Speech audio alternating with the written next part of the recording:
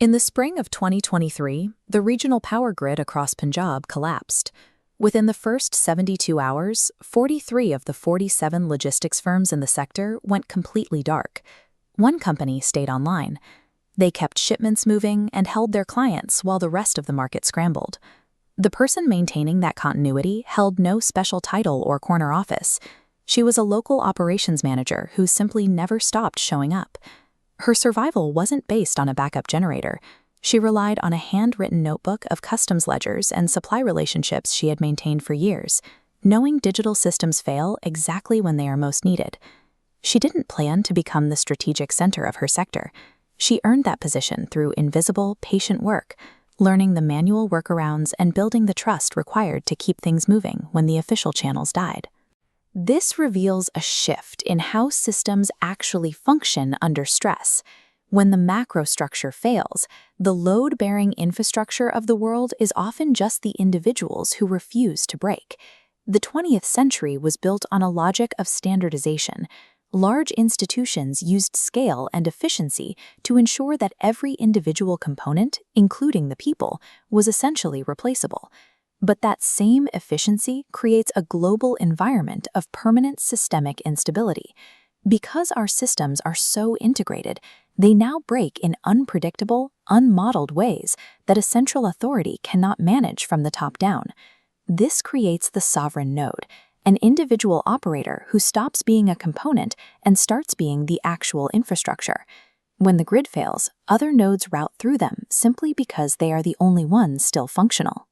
Survival now depends on a specific operational question. Can the system continue to function if one particular person is unavailable for 72 hours? We call these individuals sovereign weavers.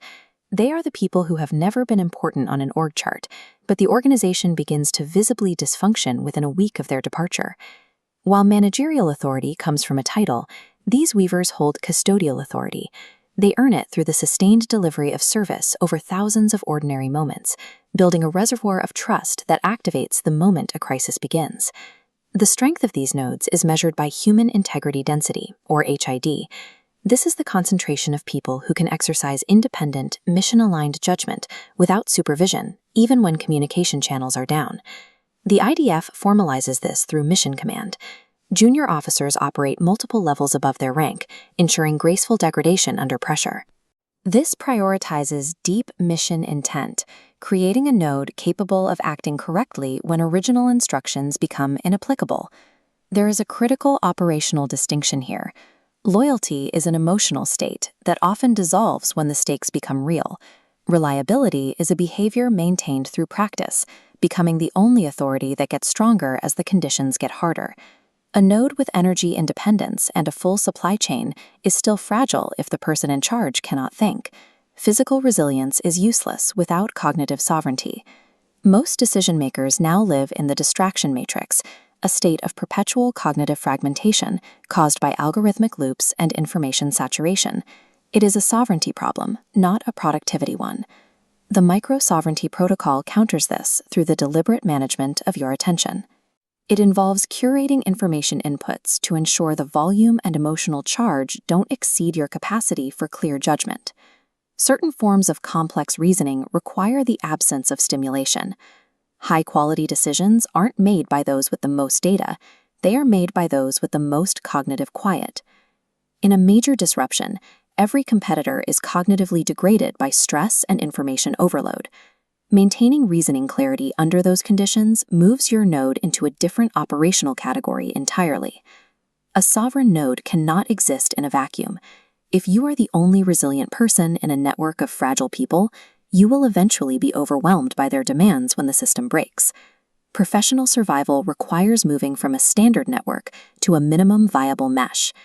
A network is transactional and often dissolves when reciprocity becomes uncertain. A mesh is relational. It is built to activate specifically when the primary system is down. 500 digital connections are an audience, not a mesh. Resilience is found in the 6 people who would reorganize their priorities to help you at 2 a.m. and whose judgment you trust to act on your behalf. We saw the cost of a missing mesh during the Challenger investigation. The engineers understood the technical vulnerability, but the governance channel required to route that knowledge to the decision makers didn't exist. The disaster was a structural failure of communication. In an era of instability, your broad network is largely a distraction. The mesh is your only true operational asset.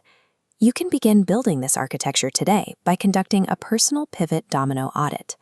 You must identify the single undocumented skill or isolated relationship you hold that, if removed, would cause everything depending on you to unravel. Hardening that vulnerability takes 90 days. You document the knowledge, diversify the relationship, and move from a paper plan to a tested operational reality. For 100 years, power was synonymous with the capacity to control through scale. Today, that scale creates fragility, and power is shifting toward the capacity to continue through architecture. Authority now compounds through reliability. It belongs to the node that others choose to route through when they have the choice, and the one they depend on when they don't.